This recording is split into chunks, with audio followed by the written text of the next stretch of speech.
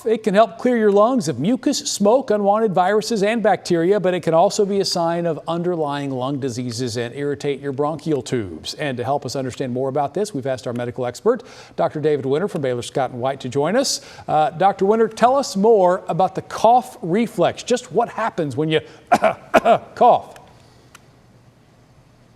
Yeah, we're seeing lots of cough now through the winter, even through the spring now. We're seeing lots of coughing out there, and it can be from many different causes.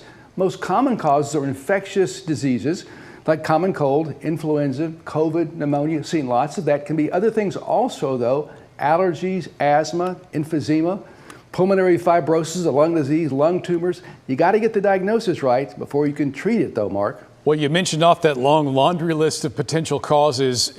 Let's talk about that diagnosis. How do you figure out just what exactly is causing a cough? Yeah, we ask lots of questions. We take a thorough history from the patient.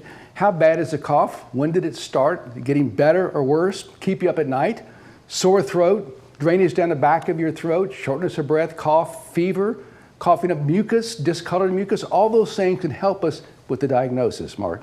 Sounds like a tall order when you've got so many things to look at, but let's talk about the treatments as well. Over-the-counter cough medicines, I know a lot of us have used those before when we've had coughs. How effective are those relative to other approaches?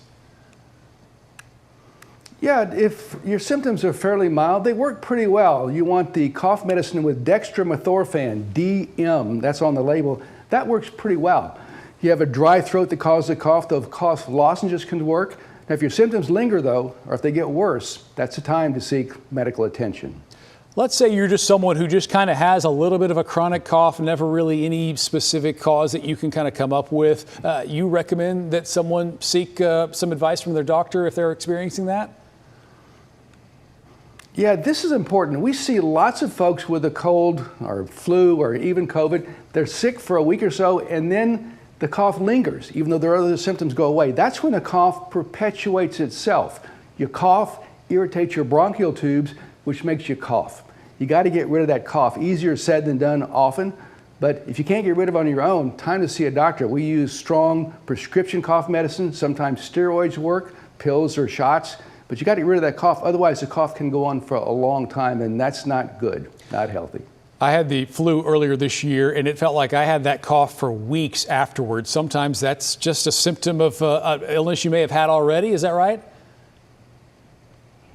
That's true. I've actually seen a camera go down someone's throat as they cough, and it rips off the lining of the bronchial tubes. It looks awful, like a hurricane went through your lungs. So cough is not good. Some people think if I just cough it all up, I'll get well. Not true. Try to minimize the cough when you can. Boy, just painful to think about. Hey, Dr. David Winter, as always, appreciate your time and your insight.